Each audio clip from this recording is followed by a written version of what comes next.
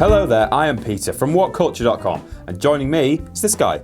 Hey, I'm a guy. Yeah, he's got a name, but you don't need to know it. It's not important right now. It's fine. What is important is this piece of alien technology on the table. It looks like a piece of a bicycle frame.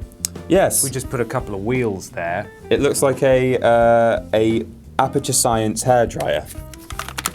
Ah! It's got a little bobble on the end so that the VR knows where it is. So it can be tracked. This is, of course, the gun that comes bundled with. It's not a real gun. No. It comes bundled with Farpoint, which is a PlayStation VR game. Arguably, as far as we're aware, only big budget, internally developed Sort of PlayStation VR game. proper game. That's come out for a while and is coming out for a while. Right. I've played a lot of it. Yes, I have questions. Go on. Actually, one of my first ones is, Yes. to what extent is it sort of big budget, like, hello, I'm a big game? Do we know how long it might be? You've not finished it yet, have you? I've not finished it. I'm nearly done with it. And then Okay. we'll be doing a full review in the next couple of days. Cool. I think it's got about 7 or 8 chapters. It's going Okay. to take you about 4 or 5 hours to finish. That's okay. It's got a co-op mode as well. Oh. So if someone else has, I don't think you can do it in the same room, but someone else who has PlayStation VR, you can connect online, and then you inhabit the same virtual space, and it's very weird. Do you see the other person? Yes, you do. Oh, what? But you feel as if you need to turn to them when you talk to them. Yeah. It's really bizarre. It's very odd. God. The basic premise is that a massive wormhole opens up. You're going to collect some scientists from a space station, and then the space station and you all go through this wormhole and crash land my on a planet. God. And you're then trying to find them, and you're shooting alien bug things that are coming for you and stuff like that. Yeah, they're very buggy, these aliens, aren't they? They're Yes. just massive f***ing insects, right? There's a number of massive f***ing insects, yes. So, I imagine in VR, Yes. that's probably quite scarels. Well, it was to begin with for me, because one of the first bugs you come across is a little nippy fella Okay. who likes to jump at you and go Like and a jump. face hugger. Yeah, but wherever you go, he'll track towards you. So Ugh. if he's in the air, they'll go and like come right into the camera. Christ. Now that's not nice. No.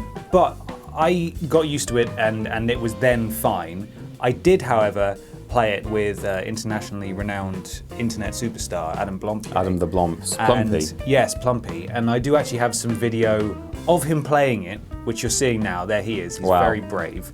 And then I also did a short video after he'd finished, just asking him how he found it. And basically, when I say he finished, he ripped off the headset, all the gear, and just said, no, that's enough of that. Wow. He doesn't like face huggers. They really scare him, so he just couldn't play it. I mean, we went to see Alien Covenant last night, and I was sat did. next to Plumpy, and he was not having a good time with didn't some of like- it. he He didn't did a like lot of face sort of this, like he was watching, but he didn't want to be watching.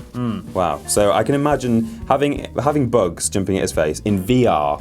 No, No, no, no, No, I'm Plumpy from whatculture.com, and I'm never playing that I'm again. not playing this again. Okay, so there's that. It is immersive enough. I love this. Right. This controller. Well, that was my next question. Is how is this? How does it feel? How does it work? So this was developed in conjunction with the studio itself when they were making the game. There are a couple of VR games out at the moment that already support this. So it's developed in conjunction, but it's not. It's an sort of officially unique to licensed them. Sony product. Right. Yeah, so the bundle, I believe, is actually quite short-lived with Farpoint. You'll soon just be able to buy this on its own. Right. But yeah, this is on the back here. You've got the right analog stick. You can't really see, but then they're the X, circle, square, triangle buttons. Oh, they're pressable. Yeah, it's kind of all over the place. It's really weird. I think Plumpy described it as an MC Escher controller, which is sort of Right. is, because R1 is there, L1 is there, you've got the directional buttons here, and then L2 and R2 here, and start and the share button are on the side here. Sorry, I'm just going to... Do you know what they've done there? They've printed the letters R1 on R1 and L1. Oh my god, they actually have. I found a production error. Although maybe there's actually no need for an R2, but you're right. They both say R1. Honestly, maybe it's, but we're joking, that's probably R2. True. And then they've just given you two if you're left or right-handed. Yeah, they've given you okay, two options. that's a good point. Okay, Thanks, Sony. We've worked it out. Yes. Okay, glad.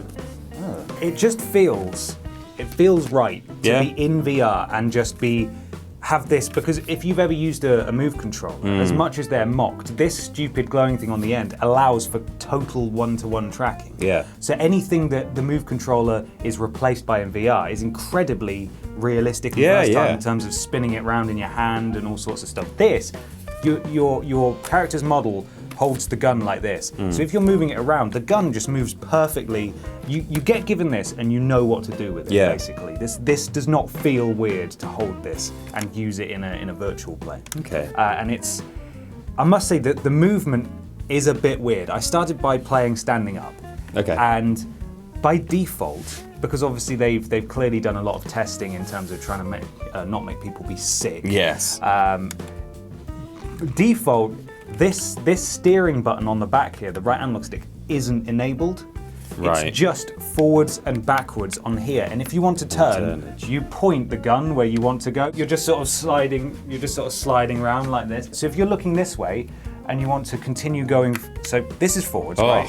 I want to look left and continue going forwards. If I do that, then I have to press right to continue to go forwards. I'm no longer looking that way anymore. Oh God. It's really bizarre. See, the thing with that is, people who've been playing VR for the past sort of 6 months or however long it's been will have got used to now steering with their VR headset. Yes. And now a new piece of technology's coming that's gone, no, stop doing that now. You were using a controller, then you were using your head, now you're using the gun. Well, it's very weird. Right. And it's also, it's a huge, it comes at a huge cost to the combat of the game, which is basically what the game is all about. You enter a little shooting gallery, you fire it, you move forwards a bit, there's some story, you shoot some more people. It's Time Crisis. It's a very basic game, that kind of thing. But obviously, it's not on rails. No, it's not on rails. You're moving about. Yeah. And it's a huge issue because you're just sort of slowly reversing and steering around like one of those early robots that you had in primary school that you programmed to react to walls. Traffic lights and stuff, Exactly. It was very weird. So you can, and I have now, you can change the steering settings so that you use the right analog stick in increments, like in Resi. Yeah. Like so you just flick it and you just go, But you can also have it on full motion to steer. And I honestly found myself spinning around all over the place, not using the right analog stick while stood up. It was really weird. I was having to concentrate very hard on not falling over. Okay. So I did actually then play the entire rest of the time I played sitting down, and I found that infinitely more comfortable. You can play standing up and that's fine, but I then put it on full motion controls. So I was able to basically just play it like I would with a DualShock, but I can move my head, and then I've got this VR thing that I lift up in front of my face. Okay. I find that to be infinitely easier. It doesn't make me feel sick, but there are loads of options available because obviously it affects people in different ways. Yeah, I mean, the point is that at this early stage with the VR tech, it's all kind of experimental on how to move around. You know, with Resi, for example, where you move around in sort of 30-degree notches, I found that fine. I've seen other reviews saying that's one of the worst control schemes I've ever had to deal with. I thought it worked really well. So, you know, to have all those options, that's good. That's what you need. That's the difficult thing about VR at the moment. The game itself, Farpoint, it's fine. Yeah. I'm enjoying it. It has some shortcomings, but I'll get into that in the full review. If we want to talk very briefly about just the state of VR in terms of this game and where it fits in. Right. It fits into that category along with Resi and so many other VR games where it's basically, you see what they were trying to do, and it's a great first step, but there's still no one who's properly tackled the issue and said, right, this works. Everyone can enjoy this. There's still, this is cool, but it's got so many problems.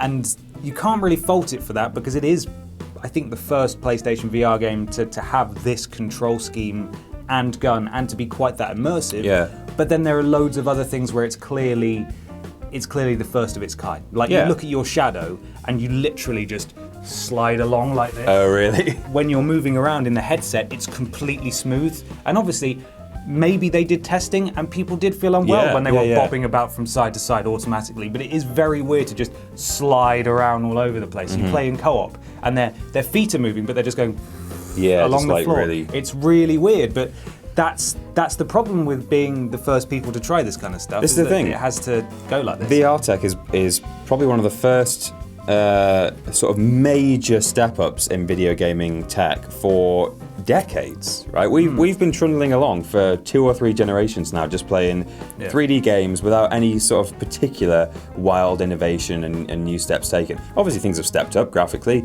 sound-wise, narrative, everything's going, but there's not been a big moment like this since we moved from side scrollers to 3D, or I don't know. I can't really think of anything as groundbreaking as this. VR's been sort of lurking in the background for a while. Yeah, of course. Because it's with the Virtual Boy and stuff. Yes. It's come and gone over the years. No, that's true. But this is the first, albeit expensive, commercially available VR unit for a home console that we still don't have sales figures, but you've got to imagine a decent chunk of people have. They all sold out, right? I know a few, and that's only because they're not making enough of them, really. True, yeah. So they may not have sold an incredible amount of them, but there are a lot in the wild. They are out there. Yeah. And so developers are suddenly trying to work out whether or not it's worthwhile that's the making thing. games for it. It might not be, because at the moment, we're in a sort of weird limbo phase where they might come to that conclusion because the games aren't coming out to actually prove that statement. But that's not necessarily, they're not the same thing. Just because no one's done that yet and said,